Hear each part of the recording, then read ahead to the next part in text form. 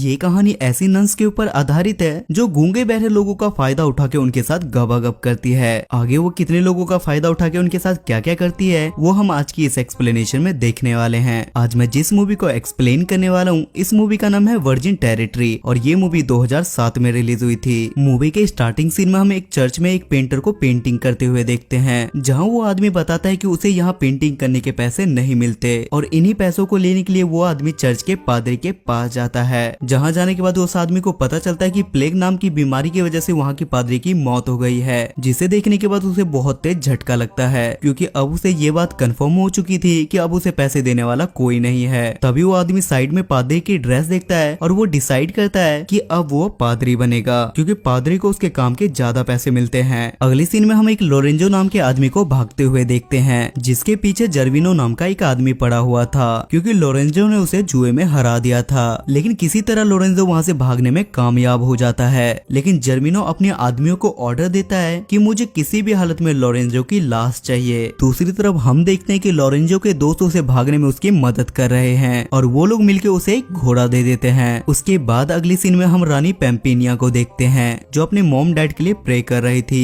क्योंकि recently plague नाम की बीमारी से उसके भी मॉम डैड की डेथ हो गई थी। तभी उसके पास जर्विनो आता है और वो उससे पूछता है कि अब तुम क्या करोगी, जिसपे वो बोलती है कि मैं रूस के राजकुमार से शादी कर लूंगी। तब जर्विनो अपनी औकात दिखाता है और वो पेम्पिनिया से कहता है कि तुम्हारे डैड के ऊपर मेरा बहुत ज्यादा कर्जा था और अब उनके डेथ के बाद उनकी सारी संपत्ति पे मेरा हक है और अगर तुम चाहती हो कि मैं ये सारी प्रॉपर्टी ना लूं तो तुम्हें मुझसे शादी करनी पड़ेगी। उसके बाद एक बार फिर से सीन शिफ्ट होता है और उसके बाद हम लोरेंजो को फिर से एक बार भागते हुए देखते हैं। तभी रास्ते में उसे एक आदमी मिलता है जो अपने साथ एक डेड बॉडी लेके जा रहा था। तब लोरेंजो उससे पूछता है कि ये मरा हुआ आदमी कौन है और ये कैसे मरा। तब वो आदमी लोरेंजो को बताता है कि ये गूंगा बहरा एक माली था जो कि पास ही के एक चर्च में काम किया करता था, लेकिन प्लेग नाम की बीमारी होने की वजह से इसकी भी मौत हो गई है। तब लोरेंजो के दिमाग में एक आइडिया आता है कि उसे अगर जर्विनो से बचना है तो वो उस चर्च में जा सकता है। तभी एक बार फिर से जर्विनो के आदमी उसके पीछे पड़ जाते हैं और उनसे बचने के लिए वो एक पेड़ की डाल पे चढ़ जाता है, जिसकी वजह से जर्विनो के आदमी उसे देख नहीं पाते और वो लोग आगे निकल जाते हैं और लोरेंजो किसी तरह बच जाता है। लेकिन बदकिस्मती से वो पेड़ की टहनी टूट जाती है, जिसकी वजह से लोरेंजो नीचे गिर जाता है और चोट लगने की वजह से वो वहीं बेहोश हो जाता है। उसके बाद दो नन उसके पास आती है और वो दोनों मिलकर उसे चर्च में ले जाती है और चर्च ले जाने के बाद वो दोनों मिलकर उसे गंदी तरीके से देखने लगती है और वो दोनों मिलकर उसे यहाँ वहाँ छूने लगती है। तभी अचानक से लोरेंजो को भी होश आ जाता है, लेकिन वो जानबूझ के बेहोश होने का नाटक करने लगता है क्योंकि ये सब करने में उसे भी बहुत ज्यादा मजा आ रहा था। तभी वहाँ अचानक से एक और नन आ जाती है जो उन दोनों नन से कहती है कि तुम्हें पता है ना कि काम करने के लिए हमें गूंगे बहरे आदमी की जरूरत है, जिस पर वो दोनों नन उसे बताती है कि ये गूंगा बहरा है, जिसे सुनने के बाद वो नन भी खुश हो जाती है। अगले सीन में हम उसी पेम्पिनिया को देखते हैं जो जर्विनो से काफी परेशान होने के बाद उसी चर्च में रहने के लिए आती है जिसमें लोरेंजो काम करता था। उसके बाद दोनों नन मिलके पेम्पिनिया को तैयार कर रहे थे, लेकिन तभी पेम्पिनिया की नजर लोरेंजो पे जाती है जिसपे वो दोनों नन से पूछती है कि ये बंदा कौन है। तब वो दोनों नन उसे बताती है कि ये यहाँ का माली है और वो बोल और सुन नहीं सकता। तभी अचानक से लोरेंजो के पास एक नन जाती है और वो उसे जंगल में ले जाके उसके साथ मंगल करने लगती है, लेकिन ये सब कुछ पेम्पिनिया भी देख रही थी और ये देखने के बाद उसे बहुत ज्यादा गुस्सा आता है क्योंकि पेम्पिनिया को कहीं न कहीं लोरेंजो से प्यार हो गया था। दूसरी तरफ रूस का राजकुमार भी अब पेम्पिनिया के घर पहुंच चुका था जहां उसे जर्विनो मिलता है और वो उससे बोलता है कि अबे चूतिया निकल यहाँ से क्योंकि अब पेम्पिनिया मुझसे शादी करेगी। ये सुनने के बाद राजकुमार वहाँ से उदास होके जाने लगता है, पर रास्ते में उसे एक आदमी मिलता है जो उसे बताता है कि जर्विनो से परेशान होकर पेम्पिनिया यहाँ से भाग गई है और वो दूसरे शहर के चर्च में तुम्हारा इंतजार कर रही है। ये सुनने के बाद राजकुमार पेम्पिनिया को ढूंढने के लिए वहाँ से निकल जाता है। दूसरी तरफ लोरेंजो के पास दो अनजान नन आती है और वो लोरेंजो के पास जाके उसके साथ गबागब करने लगती है। पेम्पिनिया अब अंदर से बहुत ज्यादा टूटने लगी थी क्योंकि वो चाहती थी कि लोरेंजो के साथ कोई गबागब ना करे, जिसकी वजह से वो लोरेंजो पे नजर रखने लगती है। लेकिन एक दिन वो लोरेंजो को गलती से गाना गाते हुए सुन लेती है, जिसकी वजह से पेम्पिनिया एक प्लान बनाती है और वो एक दिन लोरेंजो के पास जाके उसकी आंखों पे पट्टी बांध के उसे किस करने के लिए बोलती है, जिसके बाद पेम्पिनिया उससे बोलती है कि मैं तुमसे प्यार करती हूँ और मैं तुमसे शादी भी करना चाहती हूँ। लेकिन आंख ढका होने की वजह से लोरेंजो उसे पहचान नहीं पाता, जिसके बाद पेम्पिनिया वहाँ से चली जाती है। लेकिन चर्च से वापस जाने से पहले पेम्पिनिया एक नन को बता देती है कि लोरेंजो गूंगा बहरा नहीं है, बल्कि वो गूंगा बहरा होने का नाटक कर रहा है और मैंने उसे गाना गाते खाते हुए देखा था। जब नन को इस बात के बारे में पता चलता है तो वो लोरेंजो को काम से निकाल देती है, जिसकी वजह से लोरेंजो रोड पे आ जाता है और पेम्पिनिया को वहाँ से जाता हुआ देख के लोरेंजो उससे बोलता है कि मेरे पास कोई घर और रहने के लिए कोई जगह नहीं है और ना मेरे पास कोई नौकरी है जिसकी वजह से मैं अपना गुजारा कर सकूं। और वो पेम्पिनिया से रिक्वेस्ट करने लगता है, जिसके बाद पेम्पिनिया उसकी बात मान लेती है क्योंकि पेम्पिनिया भी वही चाहती थी और वो लोरेंजो को अपने साथ लेके वहाँ से चली जाती है। दूसरी तरफ रूस के राजकुमार को झरने में एक लड़की नहाती हुई दिखती है, जहाँ वो राजकुमार उस लड़की को बताता है कि मैं रूस का राजकुमार हूँ और मैं यहाँ अपनी पेम्पिनिया को ढूंढ रहा हूँ। जिसपे वो लड़की उससे झूठ बोलती है और वो उससे बोलती है कि मैं ही तुम्हारी पेम्पिनिया हूँ, जिसपे राजकुमार भी उसकी बातों पे यकीन कर लेता है क्योंकि इससे पहले उसने पेम्पिनिया को कभी नहीं देखा था। दूसरी तरफ पेम्पिनिया और लोरेंजो आपस में बात कर रहे थे, जहाँ लोरेंजो पेम्पिनिया को बताता है कि चर्च में मैं एक लड़की से प्यार करता हूँ और उस लड़की ने मेरी आंख पे पट्टी बांध के मुझे किस किया था और उसने मुझसे ये भी कहा था कि मैं तुमसे प्यार करती हूँ और मैं तुमसे शादी भी करना चाहती हूँ, लेकिन मैंने अभी तक उसकी शक्ल नहीं देखी। ये सुनने के बाद पेम्पिनिया भी काफी ज्यादा खुश हो जाती है क्योंकि वो समझ जाती है कि लोरेंजो भी उससे प्यार करता है। जिस पर पेम्पिनिया लोरेंजो से बोलती है कि अगर तुम मुझे किस करो तो तुम्हें वो लड़की मिल जाएगी। तभी लोरेंजो उसे किस करने वाला था, लेकिन तभी वहाँ अचानक से जर्विनो आ जाता है और वहाँ पे जर्विनो और लोरेंजो की लड़ाई होने लगती है, जिसमें लोरेंजो हार जाता है और जर्विनो लोरेंजो को काल कोठी में डाल देता है। अगली सीन में पेम्पिनिया जर्विनो से कहती है कि मैं तुमसे शादी करने के लिए तैयार हूँ, लेकिन शादी से पहले तुम्हें लोरेंजो को छोड़ना होगा। ये सुन के जर्विनो भी उसकी बात मान जाता है और वो शादी के लिए एक पादरी को बुलवाता है, लेकिन पादरी कोई और नहीं वही पेंटर था। जिसके बाद पेम्पिनिया पादरी के पास जाके उसे कुछ पैसे दे के बोलती है कि तुम जितना हो सके उतना शादी की डेट को टालते जाओ, जिस पे पादरी भी बिल्कुल वैसा ही करता है। लेकिन शादी की डेट आगे बढ़ता हुआ देख के जर्विनो तलवार निकाल के पादरी के गले पे रख देता है। तभी वहाँ रूस का राजकुमार आता है और तभी वहाँ पे लोरेंजो भी आ जाता है, जिसके बाद ये दोनों मिलके जर्विनो के आदमियों से लड़ने लगते हैं और लड़ाई खत्म होने के बाद लोरेंजो जर्विनो के साथ भी लड़ाई करने लगता है। लड़ाई के दौरान जर्विनो कुएं में गिर जाता है और उसकी वहीं पे मौत हो जाती है। जिसके बाद पेम्पिनिया अपना चेहरा ढक के राजकुमार के पास जाती है और वो राजकुमार के पास जाके उसे शादी करने के लिए मना कर देती है। जिसके बाद राजकुमार उसकी शक्ल देखता है और वो उससे बोलता है कि तुम भी वो पेम्पिनिया नहीं हो जिसके साथ मैं शादी करना चाहता था। तभी अचानक से वो लड़की वहाँ पे आती है जो राजकुमार को झरने के पास मिली थी